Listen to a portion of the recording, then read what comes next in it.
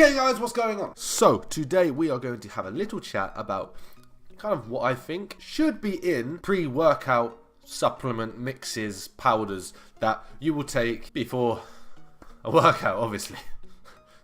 Okay, so there are a lot of pre-workouts obviously on the market. You've got different brands, you've got different price ranges, yada yada yada. But it's like there's a lot of like kind of almost dead ingredients, you could kind of call them, I suppose, that are added to these pre-workout mixes that actually don't benefit you in any way, or at least are not currently proven to benefit you anyway. Now there are a lot of proven ones, which are the ones I'm kind of going to speak to today, that has a lot of evidence to say this works if you have this amount. But there is a lot of newer or ingredients that have been in for a while but just haven't got any like evidence behind them to say they actually work. They've just kind of been chucked in as a, this is usually in pre-workouts, so it must work because this pre-workout's great. But is it, that might not actually be working, it's something else that's actually working.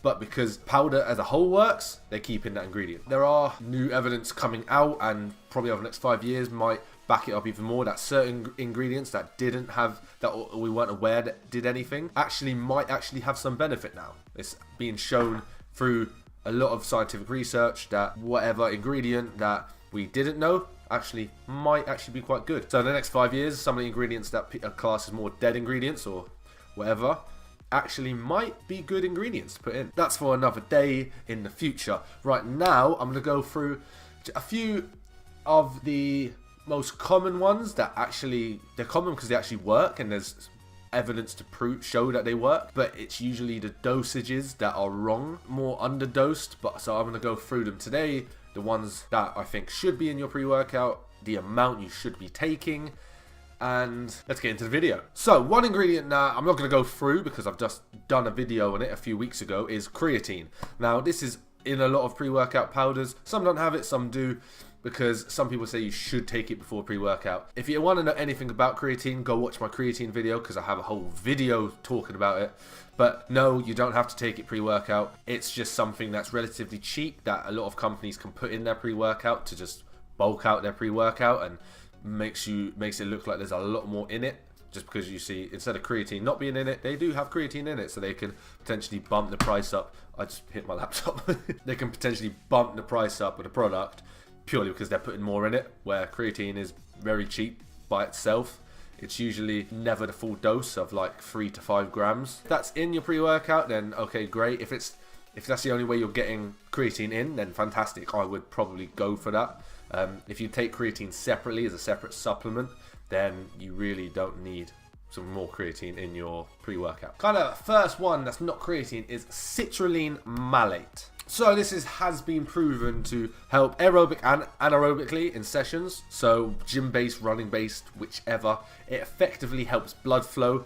It's what people have to lead to a good pump in the gym. Like, it helps with the pump because it does stimulate blood flow, oxygen to the muscles, therefore they're more fuller, bigger pump. And it has been shown it can help you in your intensity, so it can help get an extra 2 reps out. Problem with this is that it's usually very underdosed in a lot of pre-workouts. So pre-workout I'm currently taking, which is the pre-workout from My Protein, because it's fairly decent. 2 servings I have to take, because 1 serving gives you 3 grams of citrulline malate. 3 grams. I want 6 grams. 6 grams is the evidence-based dosage of citrulline malate to actually have full effect on you. So I have to take 2 servings of the pre-workout to get my 6 grams.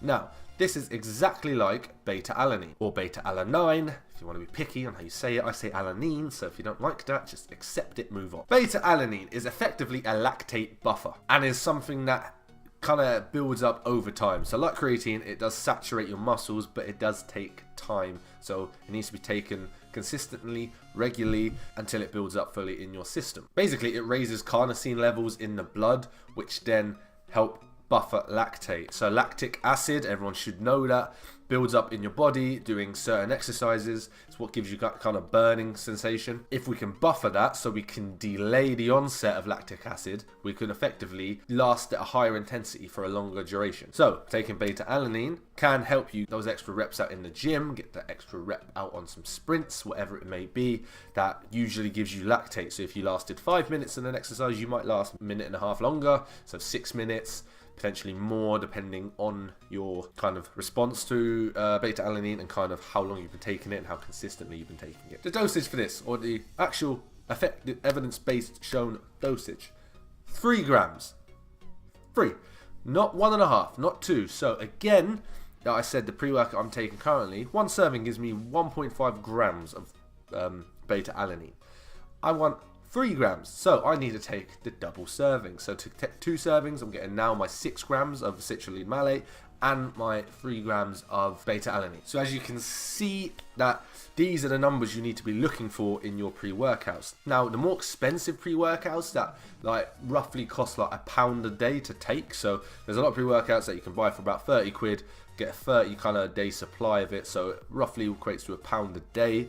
Usually does have the correct dosages in, so you'll have your 6 grams of citrulline, you have your 3 grams of beta-alanine. But the cheaper options sometimes don't have them, or just don't have these ingredients in at all. If beta-alanine's not in it, then I would almost suggest taking it as a separate supplement, especially if you're a kind of mid to long duration athlete, so team sports, potentially like 400 plus meters, athletics, that sort of thing, etc. Or if your workout's going on for like more than 10 minutes. If you're kind of just a power lifter, then it's not a massive necessity, but there's no real side effects. The only side effects to take a beta-alanine is like paresthesia, which is like a tingly feeling. So like, I've taken it for quite a while now, so I don't really get that. I get it a little bit, but it kind of comes and goes. When I first started taking it, Lord above my eyebrows, it basically... It feels like fire ants are just crawling over you. Like, I used to get it back of the neck, eyebrows especially.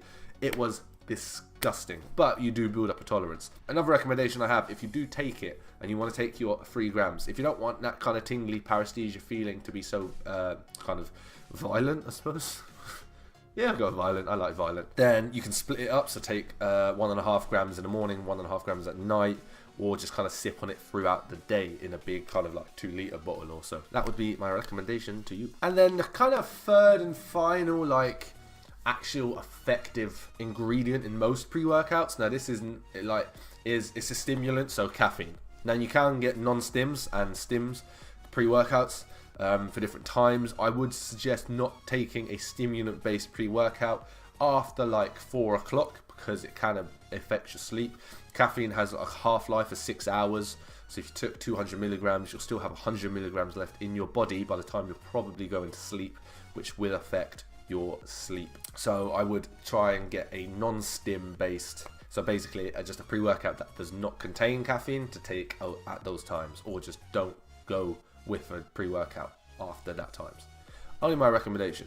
If it's a really big workout, then by all means, focus on the workout, take some caffeine, and just have to sacrifice a bit of sleep that night, whatever, or sleep quality at least. But your dosages for this are kind of personal to you. Now, there's evidence-based performance kind of measures set in place to have 3 to 6 milligrams of caffeine per kilogram of body weight. So, if you're 100 kilos, you will take the bottom end of that is 3 milligrams per kilogram of body weight, therefore 300 milligrams of caffeine. Milligrams, mg. Do not take grams, you will die. And then the higher end of the spectrum will be 600 milligrams for a 100 kilo person. Obviously you can take, it's very individual there, that's kind of just a kind of what's evidence of research has shown over time. This is kind of a good range, but it is evidence-based. I wouldn't suggest taking more than 600 milligrams unless you're like an absolute psychopath, because I'm too scared to take that much. I'm too scared to even take 500 milligrams. I have done some days and it's not killed me. I'm still here, thank the Lord. But it does worry me. Like most energy drinks, so what a Monster has, I think 180 milligrams. Pre-workout I have in 1 serving is 150, so effectively I take 300 milligrams in that, and I do have a coffee as well, so I take a lot of caffeine. And you can build up a tolerance to that much caffeine over time. Like I've effectively have quite a high tolerance to caffeine. I feel like small amounts don't really affect me too much. Like a can of Monster doesn't really affect me. Hello, I'm literally just filming a video. Well, like you're in it now. Like hold on. Yeah, there you go. Okay, you are now. Well done, you've made it. Well, thanks, Kieran, for adding on like 7 minutes worth of footage. Right. I cannot remember where I was. I generally can't remember where I was. Was I talking about caffeine? I think I was talking about caffeine, wasn't I? See, it's annoying because in the video it's like 2 seconds ago, but in reality it's about 10 minutes ago, and I've lost my train of thought. I think it was caffeine. I don't know what I last said. Basically, why caffeine's good. Okay, I'll go with that. Basically, it increases concentration, power, speed, strength, endurance, all of the above. Purely because it stimulates your mind, stimulates your body, gives you energy when you're feeling not so energetic. One thing I would say is with caffeine, obviously don't take too much too often. You will build up a tolerance. Taking small amounts every day is like okay, because you can't really build up a tolerance to small amounts. But when it's increased amounts, so say 300 milligrams plus, you can build up a tolerance to it. If you're taking like kind of 180 below, then it's okay. Like your general coffee, go about your day, it will always help you feel a little bit more awake and give you a bit more energy. One thing I would say is that don't try and mask a tired body by taking caffeine. So if you're generally just not recovered very well, you've not had very good sleep, you got lack of sleep, just overtrained, don't try and take loads of caffeine to make you feel better to get through a day or get through a new workout, because effectively you're going to injure yourself because your body just needs rest. You're not tired in the sense of just feeling tired. You're literally fatigued. Don't train, relax, eat plenty of calories, sleep well, drink lots of water, hydration.